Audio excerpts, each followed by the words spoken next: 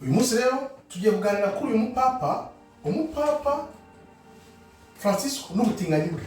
Papa n'ubutinganyi bwe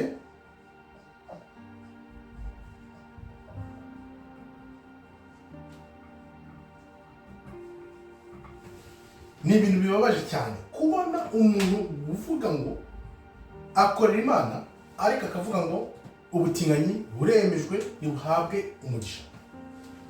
Kamubwire hano, tuzi neza ko Imana yasenye Sodoma na Gomora, birababaje cyane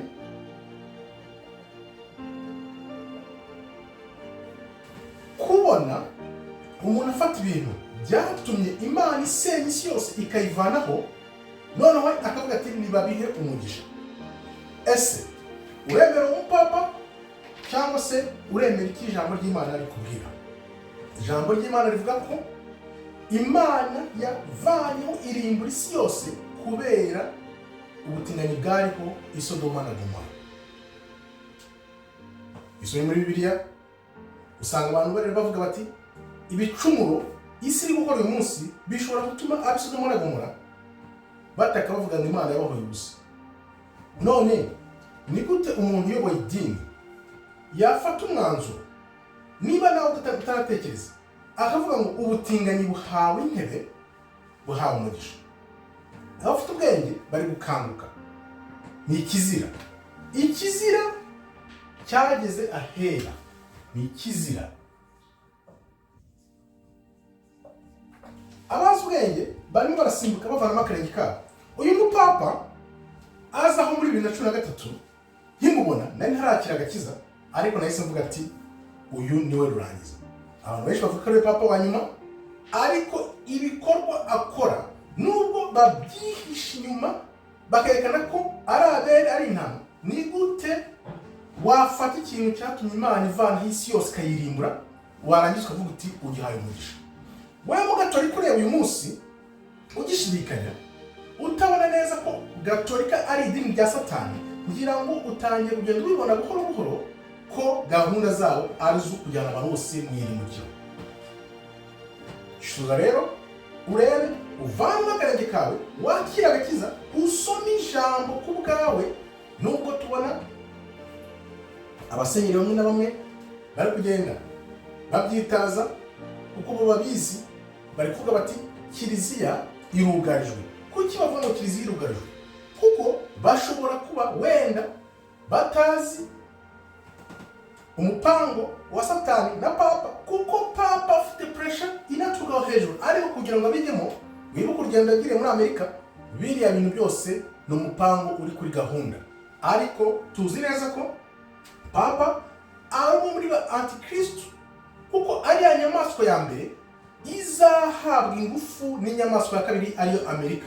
Ni ukuvuga ngo Abaroma n'uburyo urebye neza ntabwo bavuyeho, ntaho bagiye, baracyahari. Rero niyo mpamvu ubona ya mihango yabo ari kuyizana. Nk'uko ejo bundi nababwiye ko umunsi wa Noheli ari umunsi wa Satani, binashimangirwa neza n'ibi bintu by'ubutinganyi biri kuva i Roma bavuga ngo babihaye umugisha. Niba ugishidikanya rero, shakisha ukanguke uve muri ibyo bito turimo, urebe ibijya mbere, kuko bitabaye ibyo umwanzi Satani arabarimbura mwese abajyane mu irimukiro. Niyo mvuga rero ngo Imana irihangana cyane. Imana ni Imana yihangana. Imana irihangana cyane, kuko yaba Imana yaduhanaga ikurikije ibyaha dukora ku munsi ku munsi, nta mwabirokoka. Kuko urebye nk'ibi bintu byo kujya gukarubanda ngo uri umupapa ngo wemeje ko abatinganyi bahabwa umugisha bashyingiranwa ku mugaragaro, ni akabarore utabona ko iri dini gatolika ari umugambi muremure wa Satani. Uwo nguwo azajya mu irimukiro.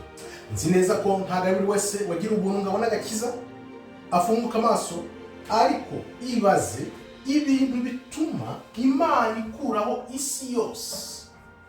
isi yose Imana ikavuga iti ndayirimbuye. Wowe ukaza nka muntu ukavuga ngo mbihaye umugisha. Hano bigaragaza ko abantu bakira n'Imana batazi n'Imana iyo ariyo, kuko gufata ibintu uzi, reba ubumenyi buri mu bantu biranditse neza muri Bibiliya. Iki Imana yahoye abantu b'i Sodoma na Gomora ko ari ikizira, icyaha kibi, nubwo tuzi ko aribyo bizarimbuza isi nanone. Niyo mpamvu rero wakuramo akarenge, kuko niba bizarimbuza isi bikaba biri guturuka muri iryo dini rizarimbuza isi, ahubwo ubishatse ubishoboye inzira z'ikigendwa, vanamo akarenge kawe usome ijambo, witandukanye nabo ku mugaragaro inzira z'ikigendwa, kuko nk'uko nabivuze twagiriwe ubuntu, tubyerekwa hakiri kare, tubivamo, ubu tukaba twarakira agakiza. Niyo mpamvu iyo bije gutya uhita uvuga ati dore bya bindi biri gusoza. Aho rero niba ukihakana ko uwo mupapa wanyu atabishyize ku mugaragaro ko abantu babana bahuje ibitsina bagomba guhabwa umugisha. Ni ibintu bibabaje cyane, urabona ko binaniye no kubivuga. Ni ibintu bitavugika, bidafatika, kuvuga ngo abantu bahuje ibitsina nibabane bahabwa umugisha ku mugaragaro, Kiliziya ibaha umugisha. Iyi si yo Kiliziya, ni Kiliziya y'Imana cyangwa se ni Kiliziya ya Satani? Biteye agahinda, birababaje. Bitekerezaho urebe aho iyo Kiliziya ibajyana. Twamye tubibabwira muri Kiliziya ya Satani, mukabihakana, none reka baze babiyereke abari bo, nibwo muzabyumva. Ariko ndizera ko wenda muzabibona uko iminsi yicuma, kuko bigiye kugenda birushaho kuba bibi umunsi ku munsi. Reka nguhe urugero. Ijambo ry'Imana, amategeko y'Imana abuza abantu gusenga ibishushanyo. Nicyo kintu namwe mbabwira. Ibishushanyo musenga, ibishushanyo, ijambo ry'Imana rirakubwira ngo ntuzagire ikindi gishushanyo cyangwa ikigirwamana usenga n'iri na rimwe, kuko Imana ni Imana ifuha.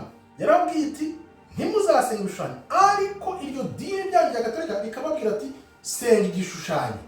Bibiliya ikakubwira iti wisenga igishushanyo. Aho ngaho niho ushobora guhera uvuga ati ibi bintu ko Bibiliya bimbuza, ariko iri dini akaba ari ryo ribikora.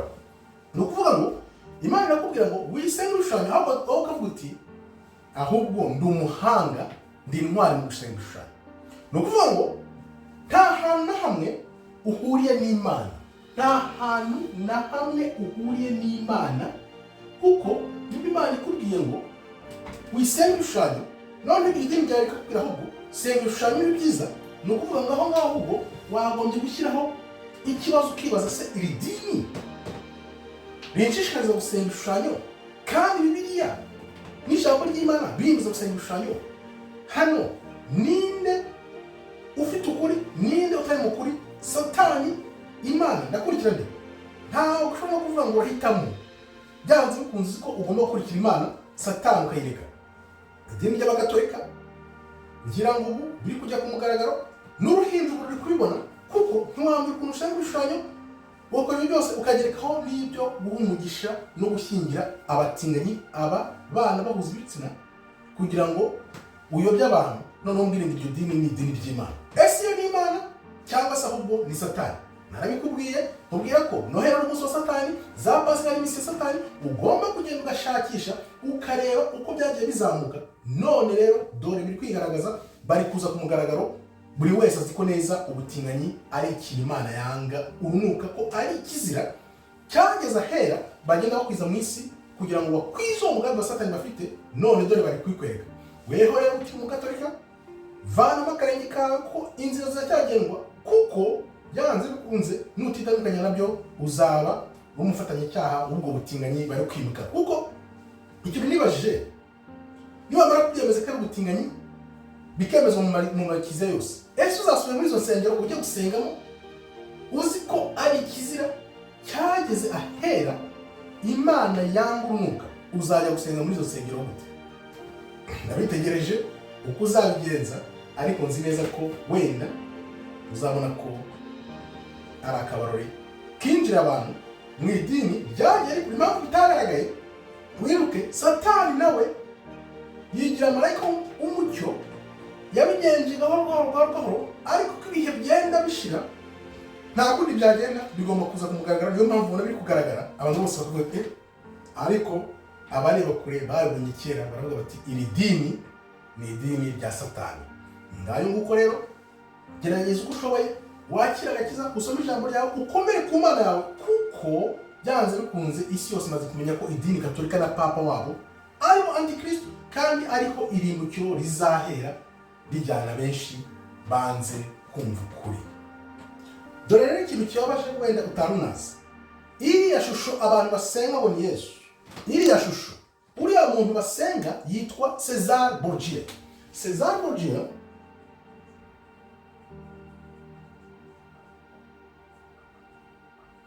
akaba yari umutinganyi. Iriya foto yashushanyijwe na Da Vinci. Da Vinci niwe wayishushanyije mu myaka y'1500. Uriya musore rero Cesare Borgia bitira ngo ni Yesu, yashushanyijwe na Da Vinci, akaba yari umuhungu w'umupapa wategekaga icyo gihe, yari umutinganyi. Ibaze nawe, ibintu bibabaje kabisa. Ibi bintu birababaje, gufata ifoto y'umutinganyi ukayiha abantu ngo bayisenge muri Kristo. Gufata ifoto y'umutinganyi Cesare Borgia ukayiha abantu ngo bamusenge, ni ibintu bibabaje. Narabirebye ndavuga ati ibintu birababaje cyane. Iriya foto bita ngo ni ya Yesu abantu basenga ni y'umugabo witwa Cesare Borgia, y'umutinganyi abantu basenga muri Kristo. Urumva icyo cyaha? Urumva icyo kintu? Iriya foto, reka mbigusubiremo. Iriya foto abantu basenga bega ngo ni Kristo yavuye he? Yashushanyijwe na Da Vinci, Leonardo da Vinci mu myaka y'1500. Uriya muntu bashushanyeho yitwa Cesare Borgia. Umurebe Cesare Borgia, se yari umupapa. Reba, umuhungu wa papa w'umutinganyi niwe bahaye abantu ngo bajye basenga ngo niwe Yesu Kristo. Bibaze, Imana ikubujije gusenga ibishushanyo, Imana ikubujije ibyo gutinganyi, noneho baguhaye umutinganyi Cesare Borgia ngo abe ariwe usenga nka Yesu Kristo. Biteye n'agahinda, wanarira. Ushobora no kurira kabisa. Ubishake, ubirebe, kuko Imana yaravuze ngo mu minsi ya nyuma uku kuri kuzaza hanze. Reba, babifashe umutinganyi Cesare Borgia, bamuguhaye ngo ujye umusenga nka Kristo, urabyemeye. Ariko wenda nuko utabizi, ariko umaze kubimenya, ndibaza utazongera gusenga iriya shusho. Iriya shusho ni ikizira. Iriya shusho uriya muntu abantu basenga muri Kristo ni Cesare Borgia, umuhungu wa papa, basenga kandi wari umutinganyi. Ukurikire urebe Papa Alexanderi w'icyo gihe wategekaga, yari umuhungu we, bafashe bamwimika kugira ngo bayobye abantu ngo bayobore abirabura babashyire mu bucakara. Niyo foto bakoresheje y'uwitwa Cesare Borgia w'umutinganyi, bamubaha nka Yesu Kristo. Uribaza kumva ibyo bintu kwera? Biteye n'agahinda kabisa, biteye agahinda. Urumva rero ko bidatangaje kuba baguha ifoto ngo uyisenge ngo ni Kristo, kandi umuntu w'umutinganyi w'umuhungu wa Papa Alexanderi w'icyo gihe wayoboraga icyo gihe. Ni ukuvuga ngo iyi gahunda yawe yo gufata ubutinganyi ngo ushyire muri iyo Kiliziya Gatolika ni ibihe birebire, ahubwo yagiye ikumirwa cyangwa ikagenzwa buhoro nubwo ikoranabuhanga ryari ritari ryazamuka cyane. Ariyo mpamvu abantu babibona biza ku mbuga nkoranyambaga bagatangara, kuko ubu ngubu buri wese ashobora kujya ku mbuga nkoranyambaga. Ariko umugambi ni uwo. Urumva ngo ubutinganyi bwahereye kera na kare. Ariko wongere wibaze ikintu kibabaje, gufata umutinganyi Cesare Borgia bakamubaha ngo ni Yesu Kristo muri gusenga, kandi musenga umutinganyi.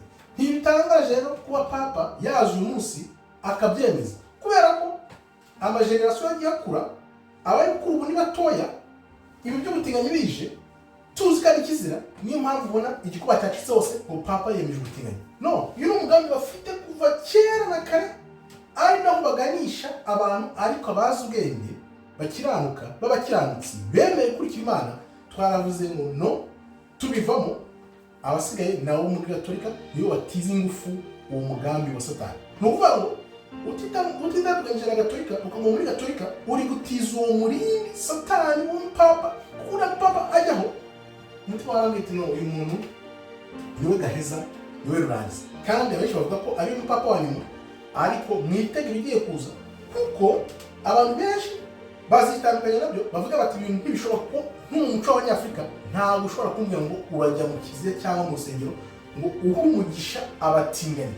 Harimo abazabyemera kubera ubwoba, harimo abazabyemera kubera indonke, harimo abazabyemera kubera gahunda n'izi, ariko bamwe b'inyangamugayo bafite ubutwari bazahagarara bashikame bavuge biti ibi bintu turabyanze. Ibi bintu rero bigamije gufata Afurika bugwate kugira ngo tutinyagambura bakoresheje idini, kuko iyo ufite idini ukagira imyumvire, nibyo nababwiye, ni gute umuzungu n'umwirabura bahuza Imana, abashinwa bakagira Imana yabo, abahinde bakagira Imana yabo, abarabu bakagira Imana yabo, twebwe n'abazungu tukajya mu Mana zabo, kuko badufashe bugwate baduha Imana zabo. Urebe ko bino bintu by'ubutinganyi nta bindi bihugu na bimwe babisunikira usibye Abanyafurika, kuko mu Barabu ntibashobora kubitinyuka kubijyanayo.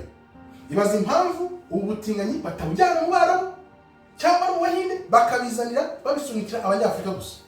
Urabona ko bafite gahunda yo gukomeza gucigatira Umunyafurika mu biganza byabo, kuko bazi ko nituramuka tubiyambuye tumaze kumenya ukuri Abanyafurika, ibyabo bizaba birangiye. Kanguka umenye ukuri, wiyambuye umubisha ushaka kurimbura akoresha ubutinganyi, akwereka ngo ifoto ya Cesare Borgia umutinganyi yaguhaye kugira ngo ubisenga, nawe ukayisenga usenga umutinganyi uzi ngo gusenga Yesu Kristo umwana w'Imana.